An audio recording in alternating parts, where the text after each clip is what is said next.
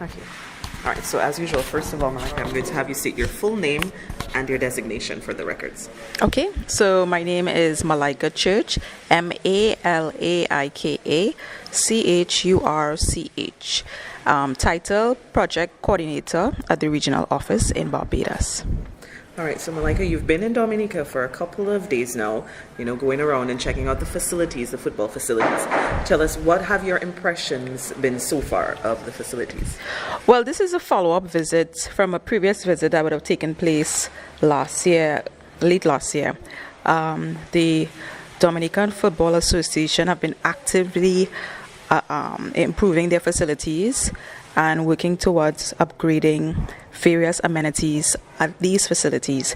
We had the opportunity to visit the Dupla playing field yesterday, and at that facility we saw the fencing was completed, as well as a lighting project was also completed, and this was funding out of the Maria funds that came, emergency funds. So we are pleased to see that has finally been completed, and the community is now benefiting from lights and proper enclosure so that the ball doesn't go out into the sea. Another facility that we also had the opportunity to visit yesterday was the Portsmouth playing field, and there the work hasn't started there, but we also just did a reviewing of what needed to be done, and we're looking at having lights, bulbs changed, washroom and changing room to be installed in the future, as well as some sort of fencing to be done at that facility. So the president is actively involved in these projects. He's making sure that it's done in a strategic manner, and he's working with the timelines that's given. So now we're at the Stock Farm facility, and work is ongoing here as well. We also see the company responsible for the lighting is here as well. Tell us what you make of the progress. There have been a little bit of hiccups in terms of the deadlines for this particular project, but all in all, we are very pleased to see that work is continuing, especially with the grassing project and the lights that will soon be installed. So it's one of those things that we can't foresee some of the challenges that have occurred, but all in all, the work is continuing, and the association is putting forward and finding solutions to deal with any sort of hiccups that come along the way. Now, for this facility particularly, what is left to be done, and what recommendations do you have for even the Dominica Football Association as they continue with the project? Again, the president and the association has a clear vision as to what they want to see achieved. So when the lights is finished and the grassing project is completed, they want to look at additional seating, which they already have the framing for. To actually put seats down is another area that they're looking at, and some other enhancement towards the facility.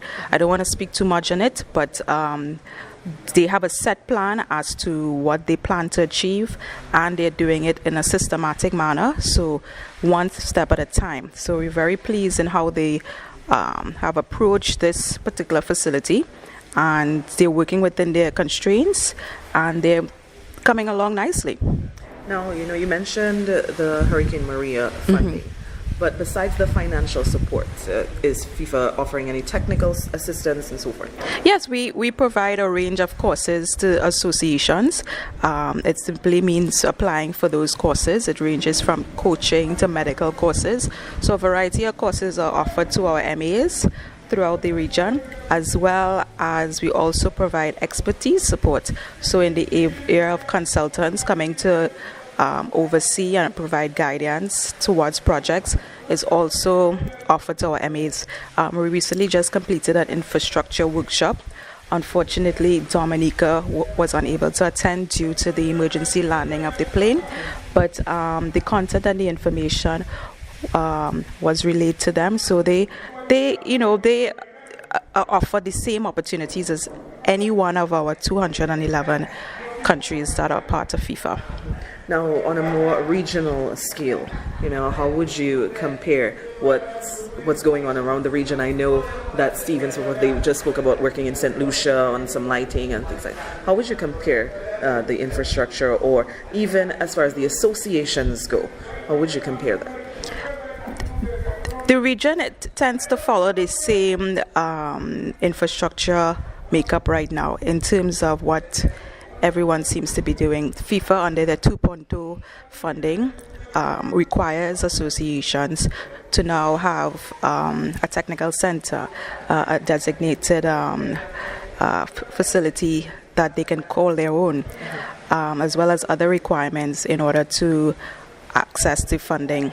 So our region as a whole are working on their technical facility.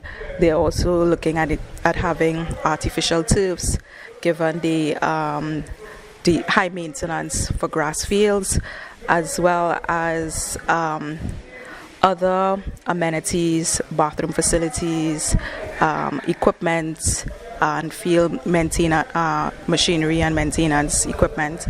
So we're similar in terms of the growth and development within the region, on and off the field.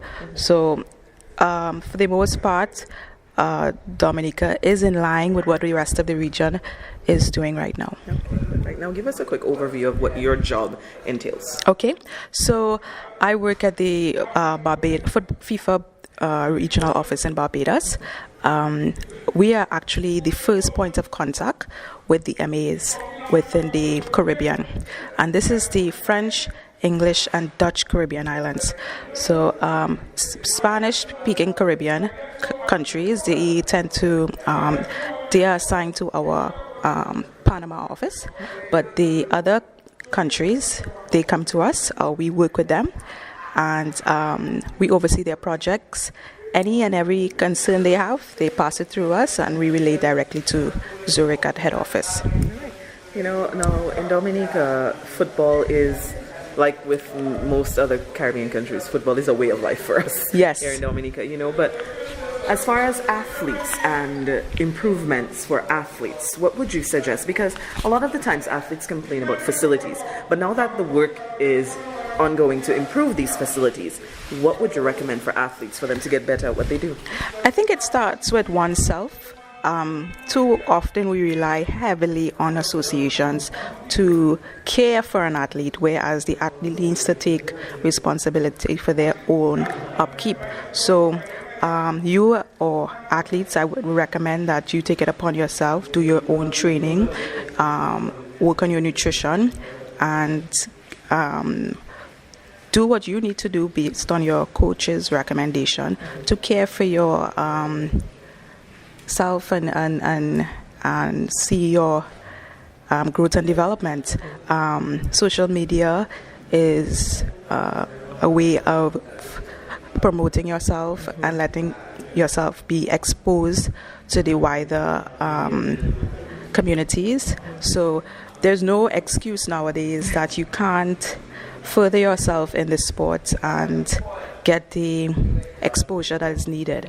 So I think firstly the athlete needs to work on his or herself, and the association will then provide opportunities and facilities to enhance one's talents and abilities. All right, Malaika, thank you so very much. You're welcome.